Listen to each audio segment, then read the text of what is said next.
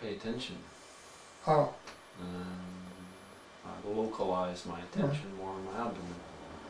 So, how do you know that you're localized to that particular area? Yeah. There's a slowing down of my thought activity. Associated with the directing attention? Yeah. So from the way of the attention moving from somewhere to somewhere else, you notice there's a diminishing in some thinking activity? At the same time you pick up... It's interesting because there's a spaciousness. I can still hold on this conversation, and yet there's a noticed spaciousness I seem to create by intention to take my attention more to my body. So, why at the particular moment that you do that and not a moment which was either before or after that moment? My sense is that it's because there is a link between the intention to do that and the result.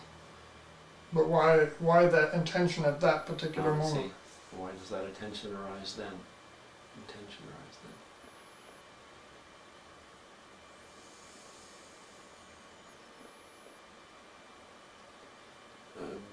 There's a desire to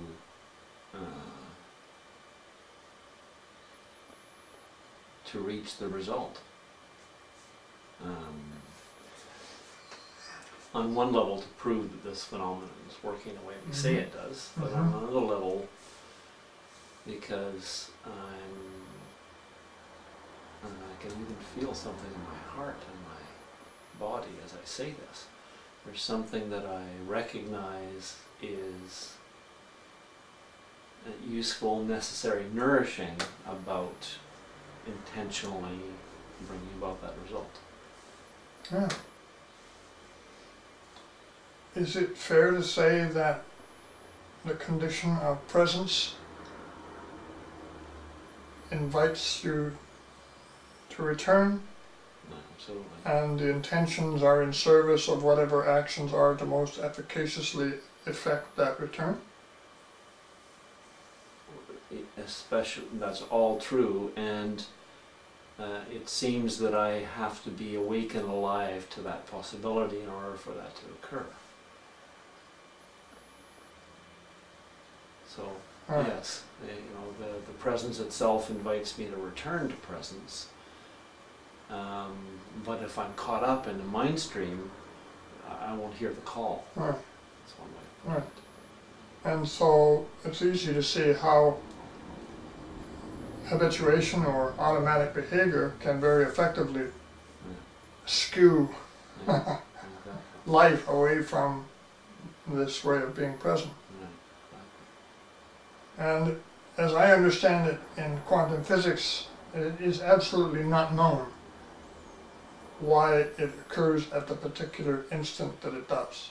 It's just not, it's unfathomable as to why the precise instant that the attention chooses then to focus on bringing back the moment of presence. It's not predictable.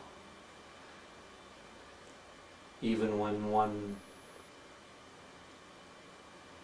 a precise moment I see. I mean, I'm saying that given the fact that we're both familiar with the experience of presence and its link to this opportunity, we presumably start off with an idea, a wish, a desire to enhance that.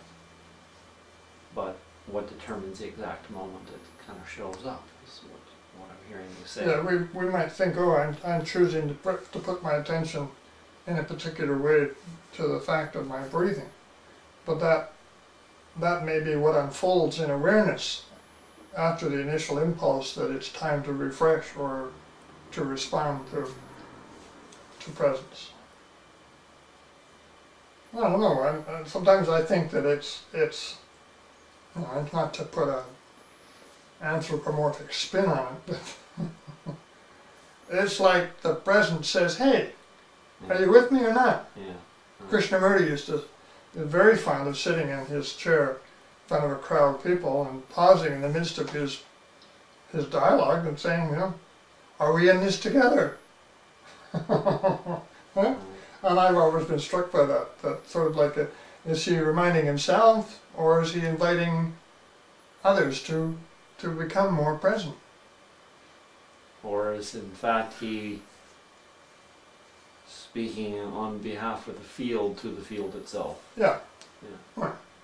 And so I think that what you opened with is this moment of choosing to move out of thinking to being more present is a response to an already pre-existing invitation. Yeah. Well, yeah. It's got your kid on the end of it's like, you've gone far enough, right? Mhm. Come on back now, it's time to rebalance, refresh.